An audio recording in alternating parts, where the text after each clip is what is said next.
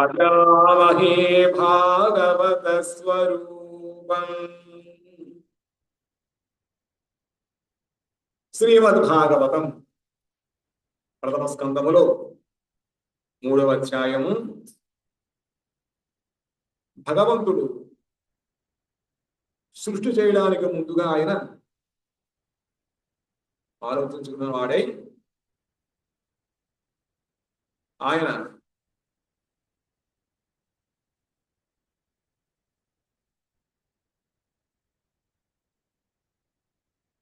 భగవంతుడి యొక్క అవతారాల గురించి చెప్తున్నారు. ఏతే చాంస కళాపుంస కృష్ణస్తు భగవాన్ స్వయం ఇంద్రారి వ్యాకులం లోకం హృదయంతి యుగే యుగే. చెప్పినటువంటి 22, 23 అవతారాలు చెప్పారు.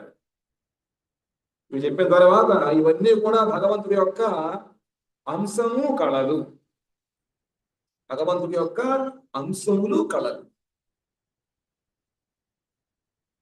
కృష్ణస్తు భగవాన్ స్వయం, కృష్ణుడు పరిపూర్ణ భగవంతుడు.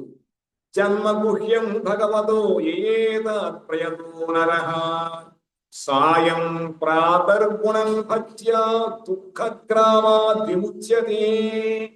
ఎవరైతే ఈ భగవంతుడి యొక్క నేను చెప్పుకోను 22 అవతారములు, అవన్నీ ఎవరైతే ప్రాత సంధ్య సాయం సంధ్య 2 వేళ కూడా కీర్తిస్తూ ఉంటారో వాళ్ళకి అన్ని రకాల దుఃఖాలు పోతాయి. మానవుడు శుచి అయి ఈ విధముగా అతిరహస్య పూర్ణములకు ఈ భగవానుని అవతారములను ప్రాత సంధ్యలందు కీర్తించినచో క్లేశములు కలిగించేటువంటి సంసారం నుంచి వాడు ముక్తులవుతారు. ఏతద్రూపం భగవతో యరూపస్య చిదాత్మనః మాయా గుణైర్విరచితం మహదాదివిర్ ఆత్మని. భగవంతుడు ప్రాకృత రూపరహితుడు. భాగవతం కూడా భగవంతు రూపం అని చెప్తోంది. భాగవతం కూడా భగవంతుడి రూపము లేదు, ఇటువంటి రూపం లేదు, మనలాంటి రూపము లేదు, ప్రాకృత రూపము లేనటువంటి వాడు. రెండునే ప్రాకృతము అప్రాకృతము. ప్రాకృతమైనటువంటి ప్రపంచగతమైనటువంటిది, అప్రాకృతమైన దానికన్నా వేరైనటువంటిది, అతీతమైనటువంటిది. అని భగవంతుడి యొక్క రూపము ఈ ప్రాకృత రూపం చెందినటువంటిది కాదు. చిదేకరుడు, చిదేక రసుడు, చిన్మయమైనటువంటి రసంతో కూడినవాడు. ఏతద్రూపం భగవతో యరూపస్య చిదాత్మనః అరూపస్య చిదాత్మనః. చిన్మయమైనటువంటి ఆత్మరూపం కలిగిన భగవంతుడు ఉన్నాడు. మాయా గుణైర్ పరిచితం. ఇదంతా కూడా భగవంతుడి యొక్క మాయ చేత సృష్టింపబడ్డాయి. ఏవి బహిరంగమైనటువంటి భగవన్ మాయ చేత ఈ ప్రపంచములన్నీ కూడా సృష్టింపబడ్డాయి. నిన్న మీరు రాలేదు. భగవంతుడు కారణ సముద్రములో ఆయన శయనించి అక్కడి నుంచి ప్రారంభం చేస్తాడు. ఆ కారణ సముద్రం యువతలో ఉన్నదంతా కూడా ఈ 14 లోకాలు, అనంత కోటి బ్రహ్మాండాలు అవన్నీ ఉంటాయి. కారణ సముద్రం ఆపత్తి ఉన్నది మాత్రము చిన్మయ రాజ్యం, అది వైకుంఠం ఉంటుంది అక్కడ, అప్రాకృత రాజ్యం అన్నమాట. భాగవతంలో అంత విపులముగా ఇంకా నాకు కనపడలేదు, తప్పకుండా చెబుతా కనపడింది. కానీ ఈ సిద్ధాంతం ఇదన్నమాట. ఆ విధముగా భగవంతుడు చిన్మయ రూపంతో ఉంటాడు. ఆ పరమాత్ముని యొక్క ఈ రూపము మహాదాదులైన గుణములచే జీవదేహమునందు కూడా విరచితమైనది. బహిరంగ ప్రసూతము. భగవంతుడి యొక్క బహిరంగ శక్తి చేత ఈ జీవదేహములో కూడా ఆ భగవంతుడి యొక్క చిన్మయ స్వరూపము లోపల ఉంటూ ఉంటుంది. ఈ మహదాదులైనటువంటి ఆది మహత్తత్వము అది చూపిస్తున్న చెప్పిన 16 వస్తాయని చెప్పి వాటితోటి జీవుడి యొక్క శరీరం తయారయ్యింది. భగవంతుడు చిన్మయ శరీరం, జీవుడిది ఈ ప్రాకృత శరీరం. యథా నభసి మేఘౌఖ్యో రేణుర్వా పార్థివో వనితే ఏవం ద్రష్టరి దృశ్యత్వం ఆరోపితం అబుద్ధిభిః. నేను అయిపోయింది కదా ఇది. సరే, వాయువును ఆశ్రయించిన మేఘరాశిని ఆకాశమునందు ఆరోపించున్నట్లు లేదా పృథివీ అందున్నటువంటి రేణువులను వాయువునందు ఆరోపించినట్లు మూఢులకు వ్యక్తులు సర్వదర్శయు సచ్చిదానందుడునకు భగవానుని యందు దృశ్య ధరాత్మకమగు అచిత్ శరీరమును ఆరోపిస్తూ ఉంటారు. ఇక్కడ వాయువును ఆశ్రయించిన మేఘరాశి, మేఘములు ఎక్కడ ఆకాశంలో ఉంటాయా? ఆకాశం వల్ల కింద ఉంటాయి. ఆకాశం విమానం పెడుతుంది మేఘాలు పైనుంచి, కానీ అది ఆకాశంలో పెడుతుందా? మనం అంతా కూడా చెప్పుకోవడం తెలియడం కోసం ఆకాశం మీద భూమి మీద, భూమి మీద ఉంది ఆకాశం ఉంది, ఆకాశం కూడా తెలియదు. ఆ విధముగా మేఘములు వాయువు ద్వారా మేఘములు చాలితం అవుతూ ప్రయాణం అవుతూ ఉంటాయి. ఎక్కడ ఉన్నాయంటే ఆకాశంలో ఉన్నాయంట. నిజంగా ఆకాశంలో ఉన్నాయా? అక్కడ కింద ఉన్నాయన్నమాట. ఆ విధంగా ఆకాశం ఉందని మనం ఆరోపిస్తూ ఉంటాం మనం తినడం కోసం. లేదా పృథివీ అన్నటువంటి రేణువులు వాయువునందు ఆరోపిస్తాం. గాలికి దుమ్మెగురుతూ ఉంటుంది. ఈ రేణువులు ఎక్కడి నుంచి వస్తాయి? ఉండేది రేణువులు. అది వాయువు తీసుకెళ్తూ ఉంటుంది, మళ్ళీ కింద పడేస్తుంది. వాయువులో ఉండవు అవి, కానీ వాయువులో దుమ్ముంది అంటాం. దుమ్ముగారి గాలిలో దుమ్ముంటుందా? గాలి చేత దుమ్ము మోసుకొని పోబడుతుంది. ఆ విధముగా ఇక్కడ కూడా మూడులు ఏమంటారట? సర్వదర్శి సచ్చిదానందమయుడు భగవంతుడు యందు దృశ్యాధనాత్మకము అచిత్ శరీరము. భగవంతుడికి ఒకళ్ళేమో శరీరం లేదంటారు, ఇంకొకళ్ళేమో ఉన్న శరీరం అలాంటి శరీరమే. ఏ విధంగా మనం చచ్చిపోయిన తర్వాత, మనం మరణించిన తర్వాత మన ఆత్మ అనంతాత్మను కలిసిపోతుంది. ఆ విధంగా భగవంతుడి రూపం కూడా అయిపోయిన తర్వాత ఆయన కలిసిపోతూ ఉంటాడు. మూడు భగవంతుడు రూపం లేదన్నా మూఢత్వమే, మనలాంటి రూపం ఉందన్నా కూడా మూఢత్వమే. మనలాంటి రూపం భగవంతుడు లేదు. భగవంతుడు సమాధి ఉండదు, భగవంతు దహనం ఉండదు. మనకైతే రెండు ఉంటాయి. సంపదను అనుసరించి పాతి పట్టడము, లేకపోతే హరణము దహనము జరుగుతూ ఉంటాయి. భగవంతుడు ఏమి లేవు.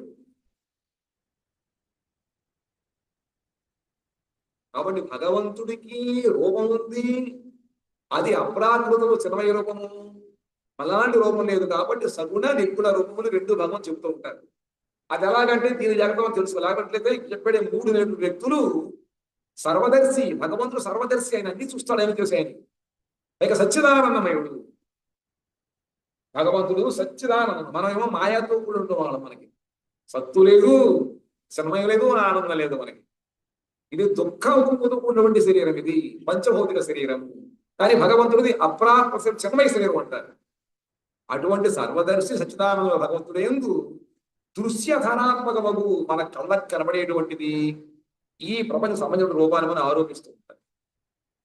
అలాగే ఆరోపించగలిగినటువంటిది నేరము, అది అపరాధం, మూఢత్వం.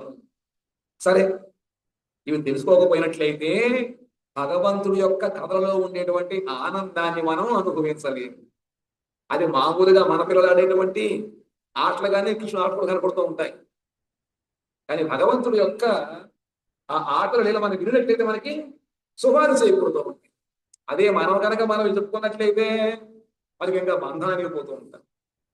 ఎందుకు అంటే భగవత్ శరీరం అటువంటిది, ఒక లీలలో ఉత్తమైనటువంటి పుణ్యశ్లోకుడు వారు భగవంతుడిని. పుణ్యశ్లోకుడు ఆయన్ని శ్లోకం అంటే కీర్తించడం, కీర్తించడం మనకి పుణ్యం కలుగుతుంది అనమాట. కాబట్టి అతపరం యదవ్యక్తం అప్యూఢ గుణబృంహితం అదృష్టాశ్రుతవన్ వస్తుత్వాత్ సజీవూయత్ పునర్భవః. అవ్యూఢ అంటే అపరిణత, మూలకు సర్వగుణముల చేత బృంహితమైనటువంటిది, రచింపబడినటువంటిది. పూర్వము కనబడినది, వినబడినది, సూక్ష్మముతోనూ పునర్జన్మాదులతోనూ కూడిన వాడు జీవుడు. పైన భగవంతుడు చెప్పుకొచ్చారు. భగవంతుడు ఎలా ఉంటాడు? ఆయన సచ్చిదానంద విగ్రహుడు, గుణములు అతీతుడు. ఇప్పుడు మన చరిత్ర ఎలాగ మనం ఎటువంటి వాళ్ళంట? అవ్యూఢ, అపరిణితము అంటే పరిపక్వము కానటువంటి అంటే ఇక్కడి నుంచి మనం పైకి వెళ్ళడానికి మనకి ఎటువంటి స్కోపు లేదు. ఈ ప్రాకృతము నుంచి అప్రాకృతం వెళ్ళడానికి ఎటువంటి అవసరమో అటువంటి వస్తువులు మన దగ్గర లేవు. ఇప్పుడు చిన్న చిన్న గుడ్ల నుంచి పక్షులు బయటకు వస్తాయి. వాటికి ఎగరడం రానంత వరకు అవి కిందే ఉంటాయి. పరిణితి చెందినట్లయితే గుడ్డు నుంచి పిల్ల వస్తుంది. ఆ పిల్ల కనుక పరిపక్వమైనట్లయితే, పరిణితి చెందినట్లయితే పక్షి ఎగురుతుంది. ఆ విధముగా జీవులు కూడా పరిణితి చెందినట్లయితే ఈ ప్రపంచము నుంచి వాళ్ళు ఊర్ధముగా వెళ్ళడానికి వాళ్ళకి అవకాశం ఉంది. కానీ మనం అపరిణితులము, ఇంకా సర్వగుణముల చేత పరిమితమైనటువంటిది. సర్వగుణములు అంటే సత్వగుణం, రజోగుణం, ఊడేగా ఎక్కులేగా ఇంకా ఉన్నాయి. ఏమిటి? వాటి యొక్క మేళవింపును అనుసరించి ఉన్నవి 3 గుణములు అయినప్పటికీ కూడా అందులో సత్వ రజ తమ పాలని బట్టి ఎన్నో గుణాలు వస్తూ ఉంటాయి. ఉన్నటువంటి రంగులు 7 అంతేనా? ఉన్న రంగులు 7 అని ఎన్నో వస్తూ ఉంటాయి. అలాగే మనకి వీటిలో కూడా వాటిలో కూడా CYMK అంటారు. సియాను, మెజెంటా, బ్లాక్, పౌడుకులు. మనం 4 రంగులే వాడతారు ఇంకులు, కానీ ఎన్నో రకాల రంగులు బొమ్మలు వస్తూ ఉంటాయి. అంటే అవి అక్కడ ఆ కలపం అనమాట. అటువంటి పర్సంటేజ్ యొక్క మిక్సింగ్ బట్టి వస్తూ ఉంటుంది.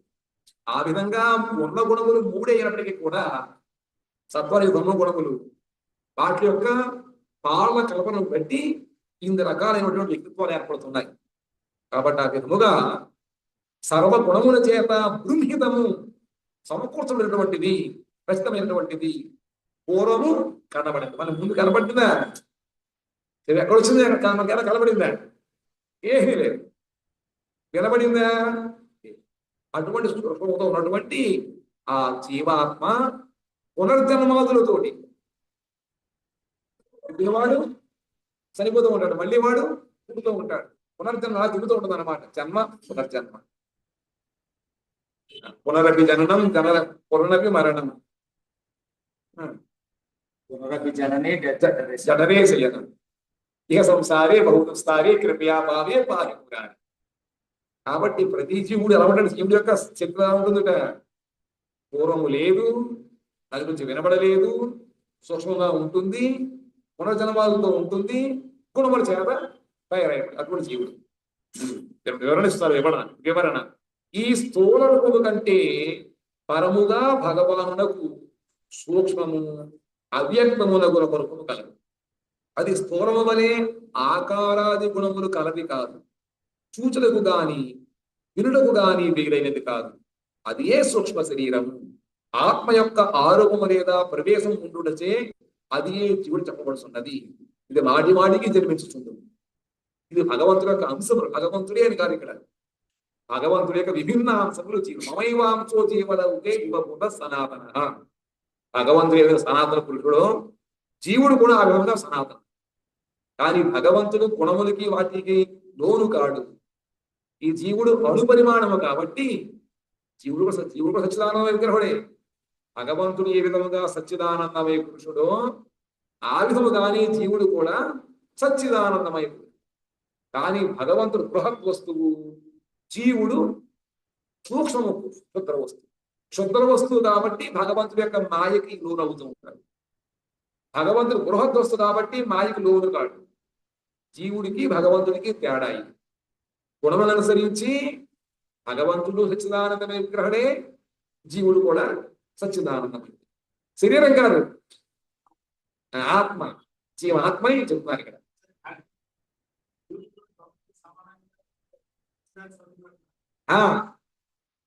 అదే అది జీవాత్మ, అది సూక్ష్మము. భగవంతుడికి జీవుడికి తేడాలు ఉన్నాయి, సమానము. సమానం ఏమిటంటే భగవంతుడు చిన్మయుడు, జీవుడు కూడా చిన్మయుడే. కానీ భగవంతుడు బృహద్ వస్తువు, జీవుడు క్షుద్రుడు. కాబట్టి క్షుద్రమైనటువంటి జీవుడిని, ఈ ఆత్మని భగవంతుడి యొక్క విభిన్నాంశం అయినప్పటికీ కూడా మాయకి లోనవుతూ ఉంటాడు. భగవంతుడు మాత్రము ఎప్పటికీ ఈ ప్రపంచంలో అవతరించడం ఆయన నాయకు అంటాడు. ఆయన మాయ అంటదన్నమాట. అది తెలుసుకోవాలి. ఆ విధముగా జీవుడు మాటిపడి జన్మిస్తూ ఉంటాడు. కర్మ భగవంతుడికి జన్మ ఉండదు. అది జన్మ కర్మచమే దివ్యం. దివ్యమైనటువంటి జన్మ కర్మలు భగవంతుడు. మన కర్మ, ఆ కర్మ యొక్క పరిభాగము లేదా ఫలితం ప్రకారం అందుకుంటుంది. యత్రేమే సదసద్రూపే ప్రతిషిద్ధే స్వసంవిద అవిద్యయాత్మని కృతే ఇది తద్బ్రహ్మ దర్శనం. అజ్ఞానముచే పరమాత్మయందు కల్పితమైన ఈ స్థూల సూక్ష్మ రూపము స్వరూప జ్ఞానము చేత నిరాకృతమైనప్పుడు జీవుడు జ్ఞానైక స్వరూపకు బ్రహ్మము అనగా చిదానందమయుడగును. ఇది కొంచెం మాయవాద దగ్గరగా ఉంటుంది, కానీ మాయవాదం కాదు. ఏమిట? అజ్ఞానము చేత పరమాత్మయందు కల్పితమైన ఈ స్థూల సూక్ష్మ రూపము యత్రేమే సదసద్రూపే ప్రసిద్ధే స్వసంవిద అవిద్యయాత్మని కృతే ఇది తద్బ్రహ్మ దర్శనం. ఆ భగవంతుడు యొక్క విభిన్నాంశములు జీవులు ఉన్నారు. సర్వజీవులు కూడా భగవంతుడు పరమాత్మ రూపంగా ఉన్నాడు. పరమాత్మ దర్శనం ఒకటి, జీవాత్మ దర్శనం రెండు రకాలు ఉన్నాయి. శృతులు పక్షులు కూడా ఒకే శరీరములో రెండు పక్షుల వలె జీవాత్మ పరమాత్మ రెండు కూడా ఉంటారు. జీవాత్మ నాటి వాటికి పుడుతూ ఉండి చస్తూ ఉంటుంది, కర్మ ఫలితం తింటూ ఉంటుంది. ఈ శరీరంలో భగవంతుడు పరమాత్మ రూపంగా, కానీ పరమాత్మ మాటి మాటికి జీవుడి వల్లే జననం మరణం ఉండదు, ఆయన యథాతథంగా ఉంటూ ఉంటాడు. అది తేడా అన్నమాట. అని అజ్ఞానము చేత జీవుడు పరమాత్మ అనుకున్నా లేదా పరమాత్మను జీవాత్మ అనుకున్నా అది తత్వజ్ఞానం సరిగా కాదు. కాబట్టి స్థూల సూక్ష్మ రూప స్వరూప జ్ఞానము చేత మనకి స్వరూప జ్ఞానం కలగాలి. ఆత్మ సాక్షాత్కారము, భగవత్ సాక్షాత్కారం. భగవతత్వం తెలుసుకోవాలి, ఆత్మతత్వం తెలుసుకోవాలి. అప్పుడు జీవుడు జ్ఞానైక స్వరూపముకు బ్రహ్మము యొక్క అంశముగా చిదానందమయుడుగా తెలుసుకుంటాం. అప్పుడు మనకి ప్రాపంచం దుఃఖములు ఏమి ఉండవు అనమాట. మనకి సంబంధం కానిటువంటి దుఃఖములు ఇవన్నీ కూడా. నిజానికి మనకి దుఃఖములంటూ ఏమీ లేవు, మనవి కావు. మనవి కాని దాన్ని మనం ఎత్తి వేసుకుని అయ్యో అమ్మో అనుకుంటాం. ఇది ఎలాగంటే మామూలుగా పేపర్లో ఎన్నో రకాల వార్తలు వస్తూ ఉంటాయి, పోయిన వార్తలు అవన్నీ మనకి ఎటువంటి అయ్యో సరిపోతుంది.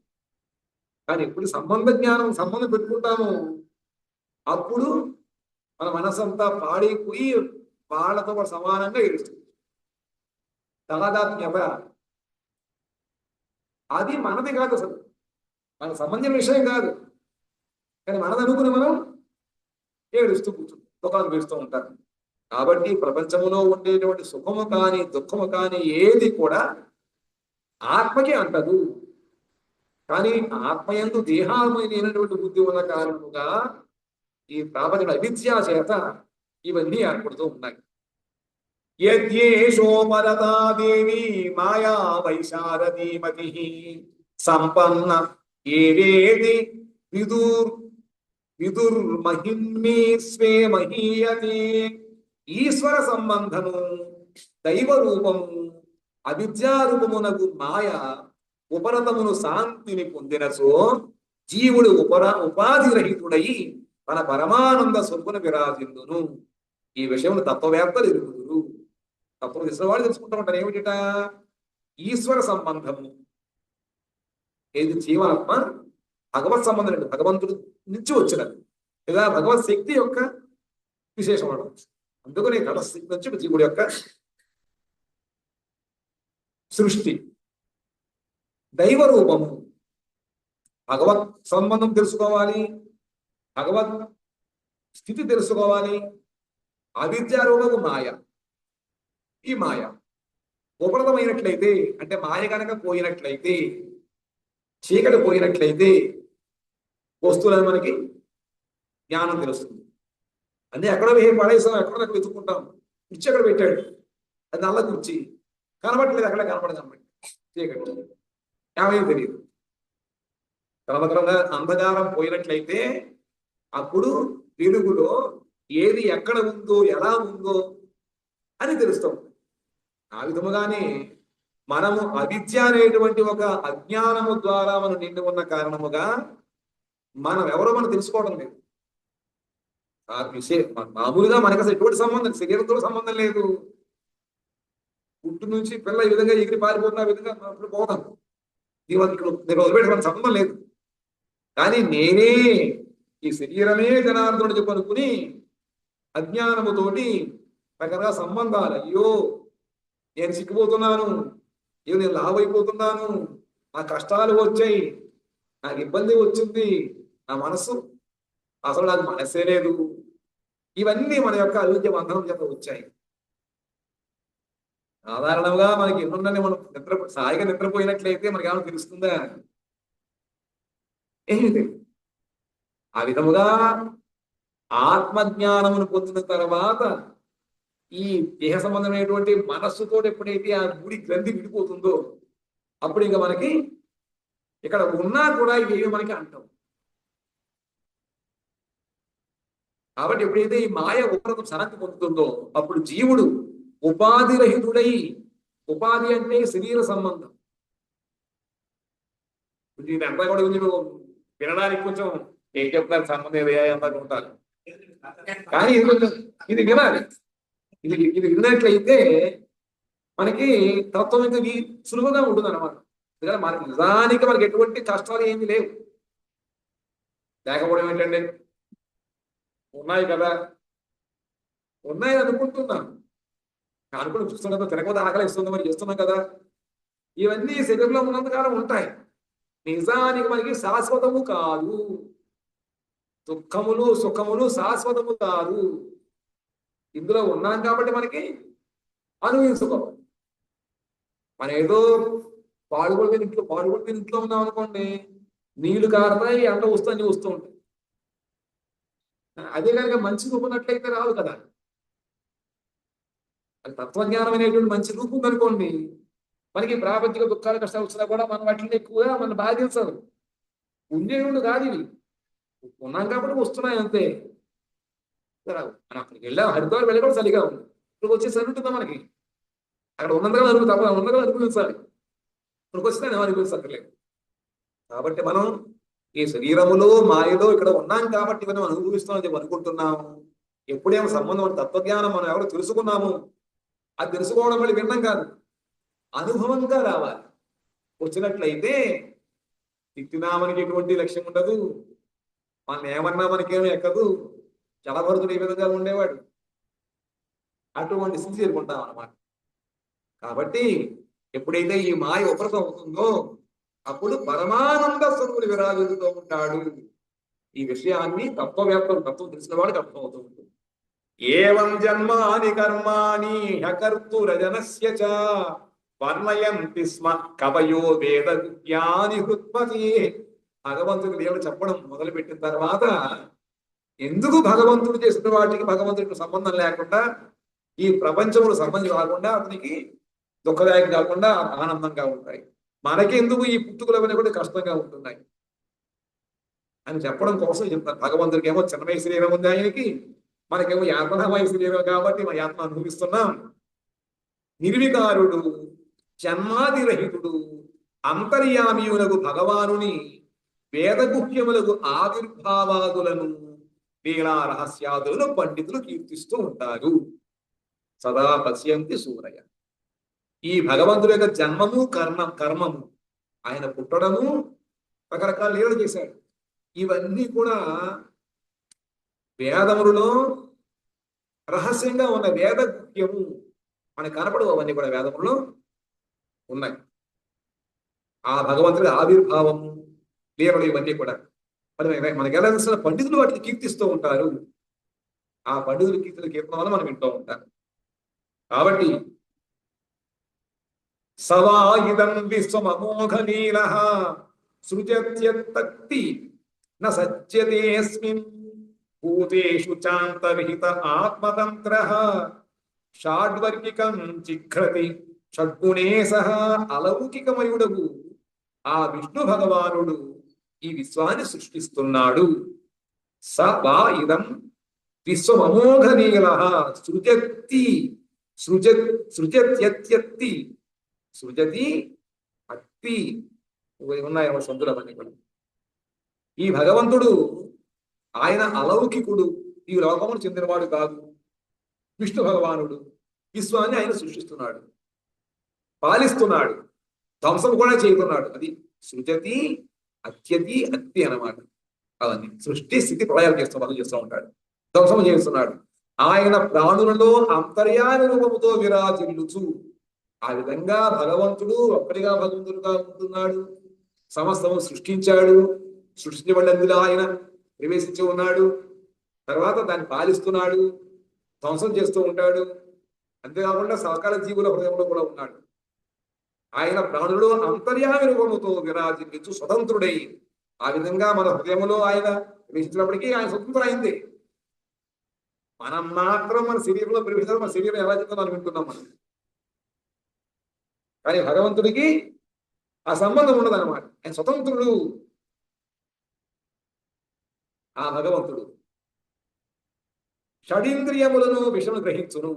ఆ విధంగా ఉండి కూడా ఆయన విషయములు గ్రహిస్తుంది. కానీ వారికి నియామకుడొచ్చే ఋషికేశుడి కార్యములంటున్న ఆసక్తుడు కాడు. ఆ భగవంతుడు పరమాత్మ లోపల ఉన్నాడు కాబట్టే మనం పనులు చేయగలుగుతున్నాం, తినగలుగుతున్నాం, అన్ని రకాలు జరుగుతున్నాయి. ఇన్ని చేయించి కూడా భగవంతుడికి వీటికి సంబంధం లేదు. అన్ని చేయిస్తున్నాడు కానీ ఆయనకి ఎటువంటి సంబంధము లేదు. జీవాత్మకు కూడా సంబంధం లేదు, సంబంధం పెట్టుకుంటున్నాం. కాబట్టి ఋషికేశుడే. ఋషికములు అంటే ఇంద్రియములు. ఋషికములకు ఈశ్వరుడు ఋషికేశుడు.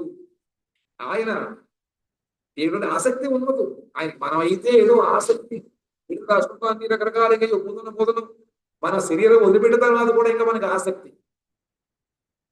దాన్ని దహనం చేసేసారి అయిపోయింది, అయినా కూడా జీవనం తిరుగుతూ ఉంటుంది. అస్థితి కలిపేశారు.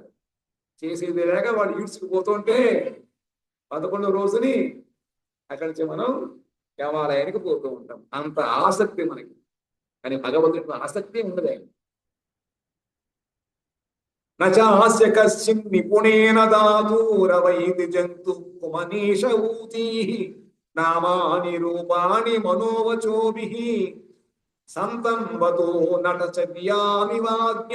మూఢుడగు మానవుడు నాట్యకారుని సంకేతమును తెలుసుకొనట్లు కుబుద్ధియుక్తుడగు జీవుడు జగద్విధాత బ్రహ్మము యొక్క నామరూపములను మనోవాక్కులచే విస్తరింపజేయుచు ఈశ్వరుని నీలను తర్క కౌశలముచే తెలుసుకొనదాలడు. తర్కోప్రతిష్టాన, తర్కము ద్వారా, కుశలత నీ యొక్క నేర్పరితనం ద్వారా భగవంతుని గుణములు మనం గుర్తించలేము. ఎలాగట? మూఢుడు మానవుడు వాడికి ఏమీ తెలియదు. ఒక నాటకం జరుగుతోందండి, ఒక నాటకం డ్రామా జరుగుతోంది. అందులో పాత్ర సన్నివేశాలు ఉంటాయి కదా. ఒక ఆయన కృష్ణుడు వేషం వేసుకున్నాడు. వాడు పరిచయం ఏమన్నా ఈయన కృష్ణుడు ఉంటాడు. కానీ కృష్ణుడు వేసుకున్నటువంటి వ్యక్తి ఒకడు ఉన్నాడు, అది తెలియదు.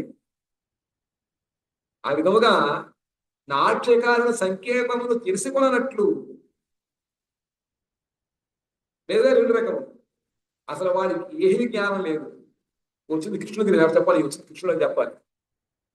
నాటకంలో పాత్ర తెలియదు. కథగా చూస్తే మనకి ఏం తెలుస్తుంది? ఎవరు తండ్రి, ఎవరు కొడుకో, ఎవరు భార్యో, ఎవరు కోడలో సంబంధం మనకు తెలియదు నాటకం చూస్తున్నట్లయితే. ఆ విధంగా ఈ సంకేతమును తెలుసుకున్నట్లు కుబుద్ధియగు జీవుడు, అలాగే మనకి బుద్ధి లేదు, మన యొక్క ఈ ప్రాపంచిక బుద్ధి ద్వారా ఆ భగవంతుడు దాని మిగతా మనం నిర్ణయిస్తూ ఉంటాం. నిర్ణయం చేసి అందరూ సమానమను అదో ఏదో రకాలు చెప్తూ ఉంటాం. ఆ విధంగా నామరూపములను మనోవాక్కులచే విస్తరింపజేయుచు, మన యొక్క మనస్సు ద్వారా లేదా కళ ద్వారా చెప్పేస్తూ ఉంటారు. ఈశ్వరుడు వీరుడు తర్క కౌశలముచే తెలుసుకున్నదారుడు. అవి తర్కము ద్వారా తెలుసుకునలేడు. మరి ఎలా వస్తుంది జ్ఞానం? పెద్దవాళ్ళ దగ్గర వినాలి, గురుముఖత. అందుకనే శృతులు అన్నారు. శ్రౌత పరంపరగా మనకి జ్ఞానం వస్తుంది. మనం చూడటం ద్వారా రాదు, పరంపరగా.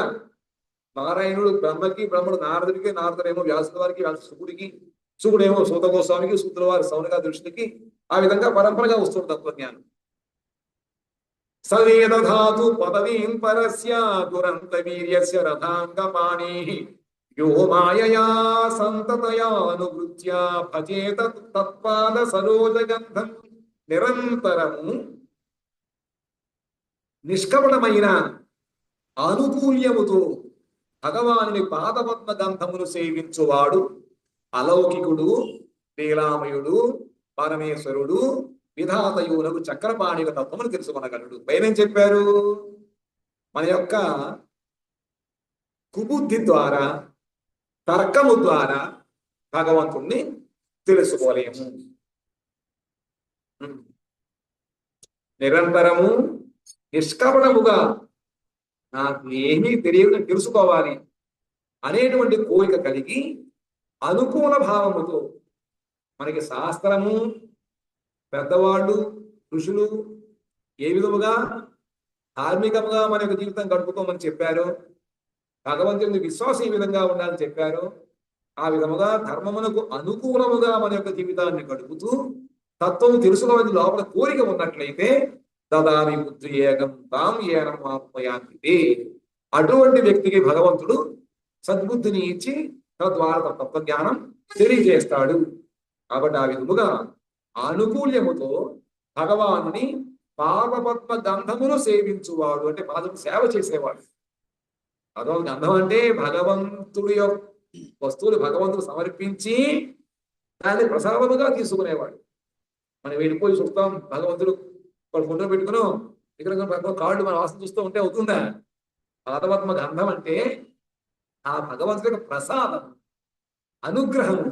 రెండు, ఒకటి బతకాలి కాబట్టి ప్రసాదం మనకు కావాలి, కాబట్టి తత్వజ్ఞానం తెలుసుకోవాలంటే ఒక అనుగ్రహం కూడా ఉండాలి. కాబట్టి అనుగ్రహము, ప్రసాదం అనేటువంటి వాటి ద్వారా సేవిస్తూ అలౌకికుడు, లోకములకు అతీతుడు, లీలామయుడు, లీల చేస్తూ ఉంటాడు. పరమేశ్వరుడు ఆయన విధాత, ఆయన చక్రపాణి. ఎన్ని చెప్పారు భగవంతుడికి? ఆయన అలౌకికుడు, లీలామయుడు, పరమ ఈశ్వరుడు, విధాత, చక్రపాణి. అటువంటి భగవంతుడు మనం ఆశించినట్లయితే తప్పకుండా ఆయన తత్వాన్ని మనం తెలుసుకోగలుగుతాము.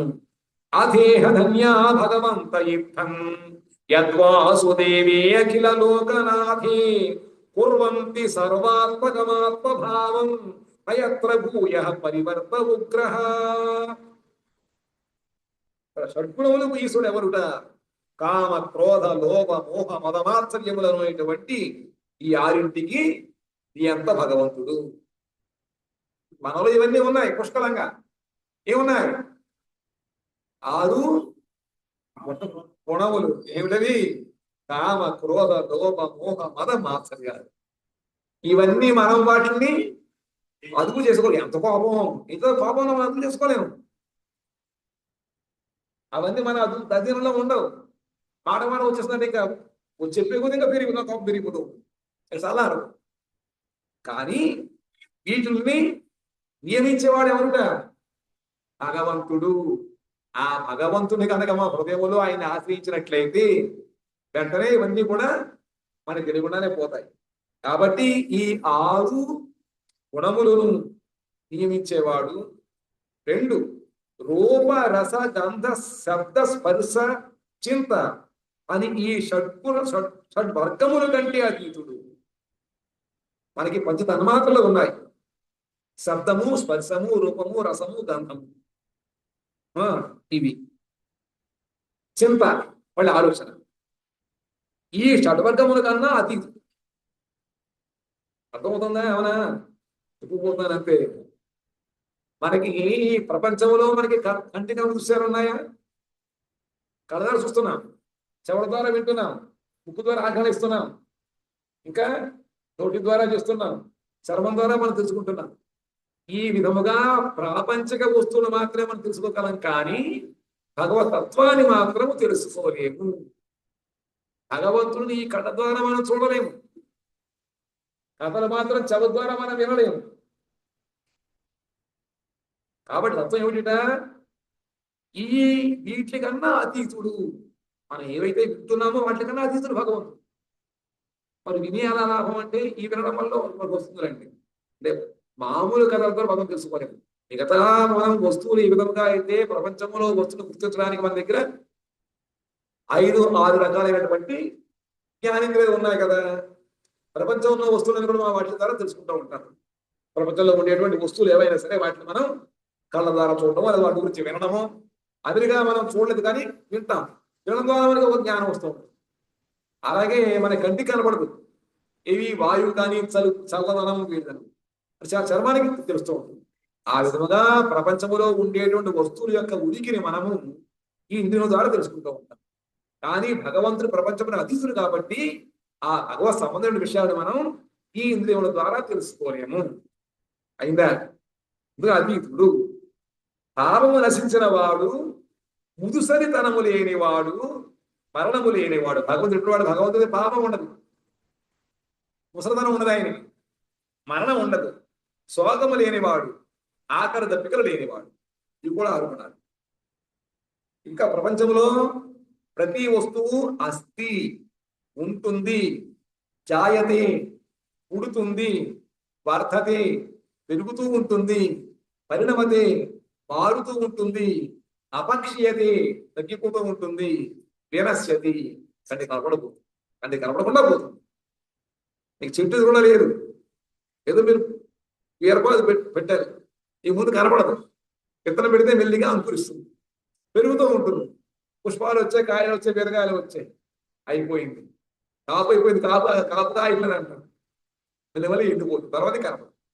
ఆ విధంగా ప్రపంచంలో ఉన్నటువంటి ప్రతిదీ కూడా ఈ విధముగా అస్థి, జాయతే, వర్ధతే, పరిణమతే, అపక్షీయతే, వినశ్యతే అనేటువంటి ఈ 6 గుణముల్లో ఉంటాయి. కానీ భగవంతుడు దీనికి అతీతుడు. సమగ్రముకు ఐశ్వర్యము, వీర్యము, యశస్సు, స్త్రీ, జ్ఞానం, వైరాగ్యం అనేటువంటి 6 గుణములకు ఆయన అధీశ్వరుడు. భగవంతుడు భగ అంటే ఈ 6 గుణములకు భగ అంట. వంతుడు, ధనం ఉంటే ధనవంతుడు, ధనం ఉంటే ధనవంతుడు, గుణాలుంటే గుణవంతుడు. అలాగే భగవంతుడి గుణం ఉన్నాయి కాబట్టి ఆయన భగ అనేటువంటి గుణం కాబట్టి ఆయన భగవంతుడు అయ్యాడు. ఈ భగ అంటే 6 ఏమిటంటే సమగ్రమైనటువంటి, ఇంకా ఆయనకన్నా మించినట్టు జ్ఞానం లేదు. సమగ్ర ఐశ్వర్యము అంటే ఎంత ఐశ్వర్యం అనుకో అంత ఐశ్వర్యం అన్నాను. ఆయన మించిన ఇంకా ఐశ్వర్యం ఎవరి దగ్గర ఉండదు. కాబట్టి ఆ విధంగా ఐశ్వర్యము, వీర్యము, యశస్సు, శ్రీ, జ్ఞానము, వైరాగ్యం ఈ 6 గుణములు పరిపూర్ణముగా ఉన్నవాడు భగవంతుడు. ఇంత సంపద అయింది, ఇదంతా కూడా అయిందే కదా. కానీ ఎటువంటి అనురాగము కానీ ఆసక్తి కానీ భగవంతుడు దాంట్లో అది లేదు. తన స్వంత సంతానాన్నే ఆయన సంహరించేశాడు భగవంతుడు. కాబట్టి ఈ 6 గుణములు అధీశ్వరుడు. క్షుత్పిపాసలు, శోకమోహములు, చరామరణములు అనేటువంటి 6 ఊరుగులను జయించిన వాడు. భగవంతులే ఉండవు. క్షుత్పిపాసలు, ఆకలిస్తుంది, అక్కడ లీర కోసం వచ్చి అడుగుతాడు ఈశ్వరదేవిని, అమ్మ పాలి ఆకలిస్తుందని చెప్పి.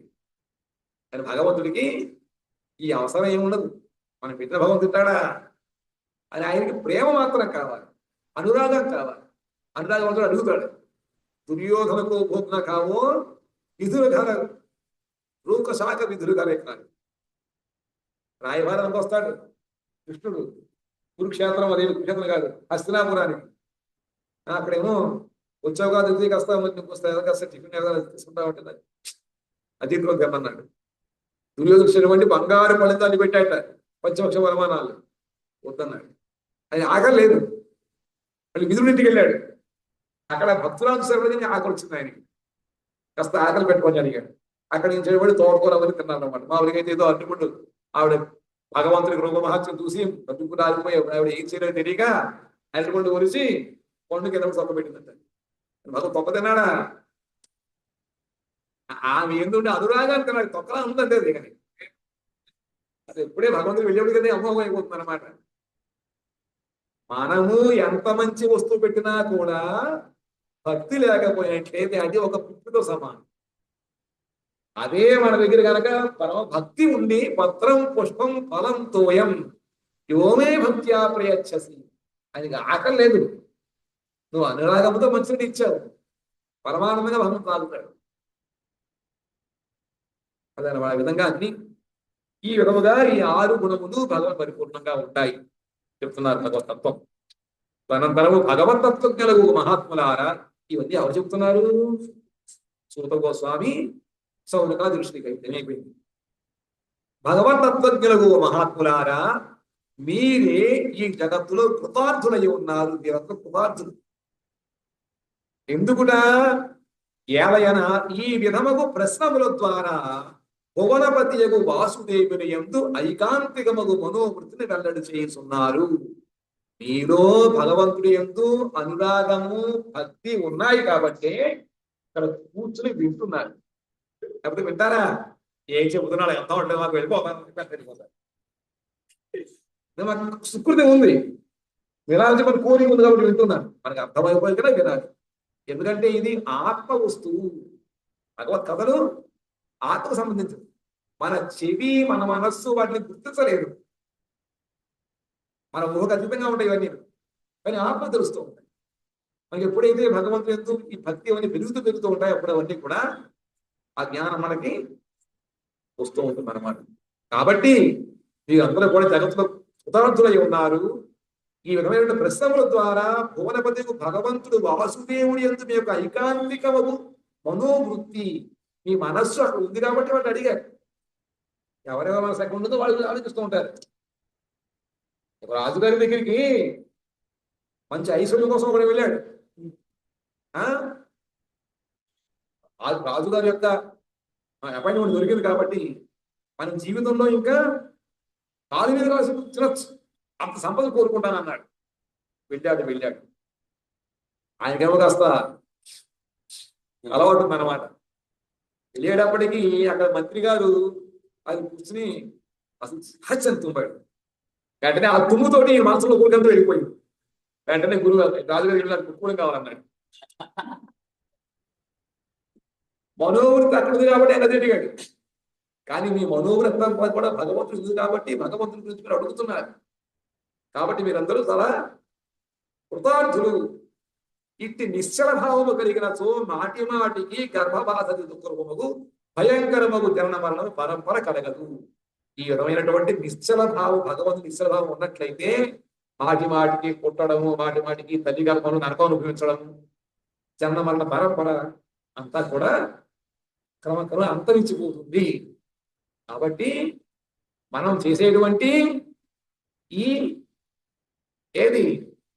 ఈ పని సత్సంగము చాలా చాలా ఉత్తమమైనటువంటిది అని తెలుసుకోవాలి.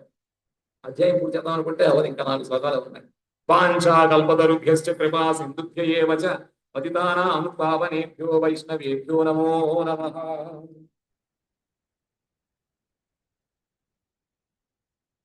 హరిహరాయ నమః కృష్ణ యాదవాయ నమః. హరిహరాయ నమః కృష్ణ యాదవాయ నమః. యాదవాయ